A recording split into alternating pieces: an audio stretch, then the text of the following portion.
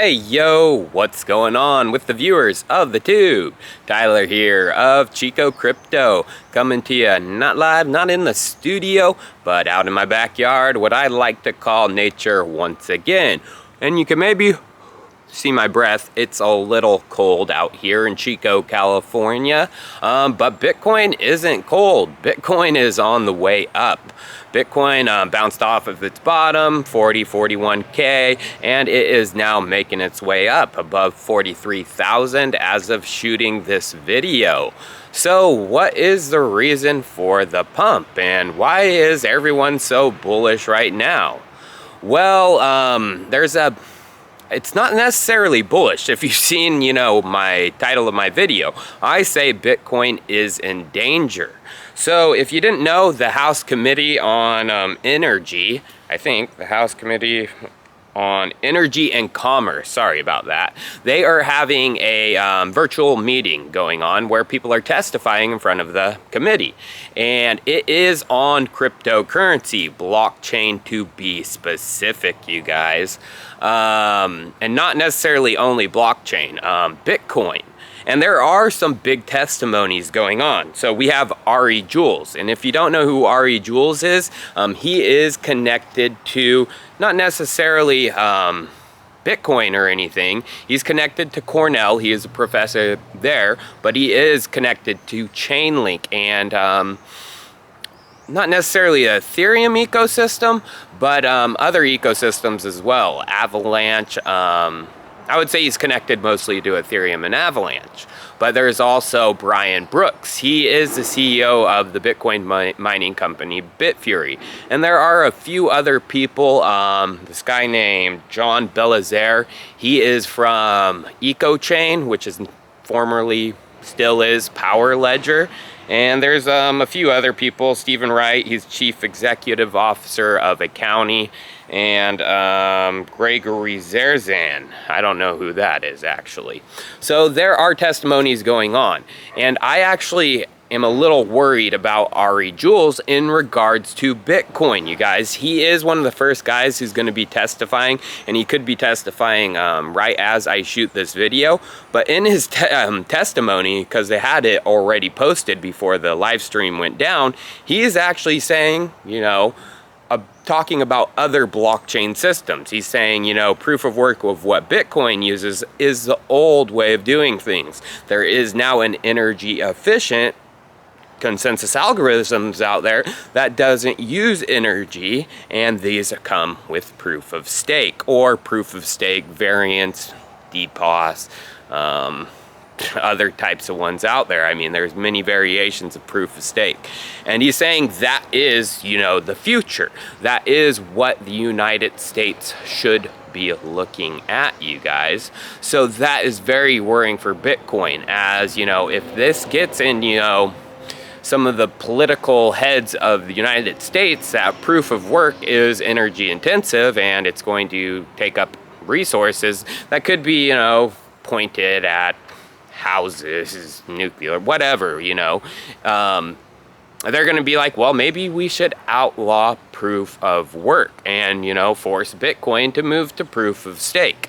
Well, Bitcoin is probably never going to move to a proof of stake model. I mean, Bitcoin's proof of work is been going on with the asset for over 10 years, you guys. So, number one, that testimony from Ari Jules isn't a good sign, in my opinion, for Bitcoin. I mean, it's good for other cryptocurrencies out there. It's great for Ethereum. It's great for Avalanche, the two that Ari Jules is connected to. It's great for Chainlink, but it is not good for Bitcoin in the short, medium, or long term. But then you do have people, that are defending Bitcoin. Like I said, Brian Brooks, he is actually talking, and he's talking about how Bitcoin can bring, sustainable energy to the world. It can help incentivize sustainable energy by forcing, the people who do Bitcoin mining to use renewable energy because that's the most cost efficient. You use regular energy, you buy it, you're going to be paying, a lot of money. If you have a solar setup, there goes that one of the biggest costs of Bitcoin mining right out the window, you guys. So that is good in my opinion. You know, Brian Brooks is defending Bitcoin and Bitcoin mining. We're gonna have to see how the other people, Power Ledger, I'm pretty sure is going to be, the Power Ledger guy is going to be defending Bitcoin mining.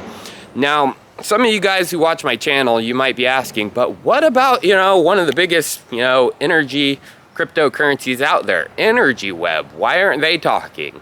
Well, that is a good question, you guys. It's a major question I've had on my mind. But Energy Web has connections to the U.S. government. One of the Energy Web team members, I can't remember her name off the top of my head, but she's actually on one of Joe Biden's committees. She was selected as the top person. So Energy Web does have connections to the government. They just aren't at this meeting for the U.S. House. So I'm going to finish this episode now.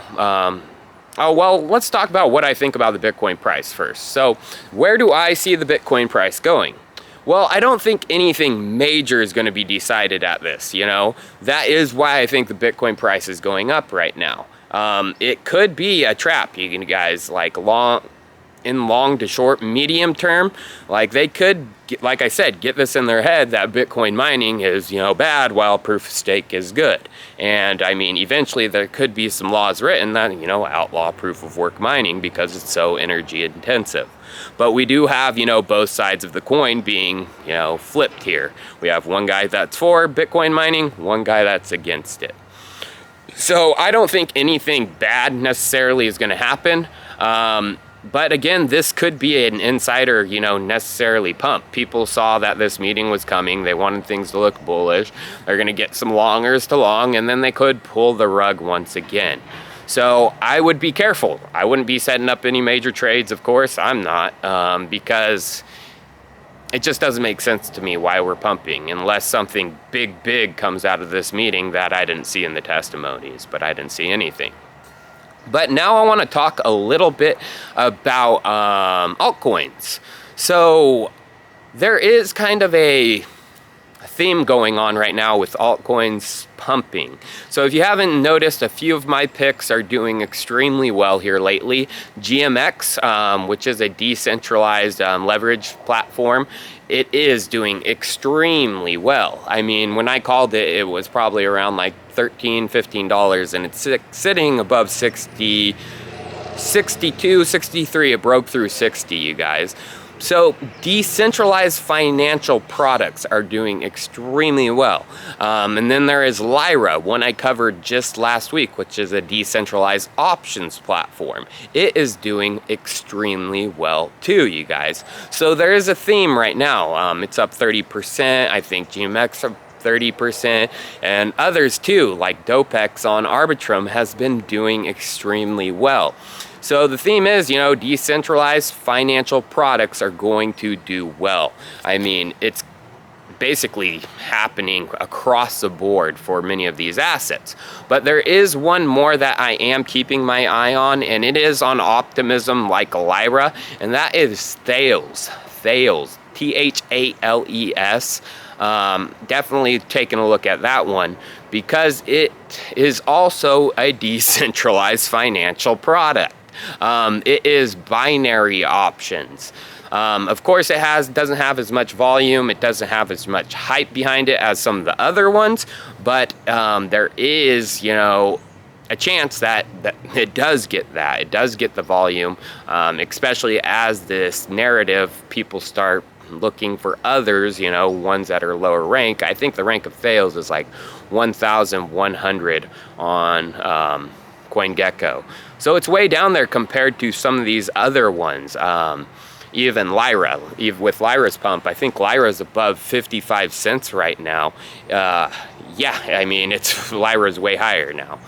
Lyra was sitting probably around there when I first covered it, but now with, you know, the initial pumps it's gotten, shooting at above 55 cents. I don't know the exact circulating supply of Lyra off the top of my head, but it's, yeah, pushed it up higher than rank 1,000, that is for sure, you guys.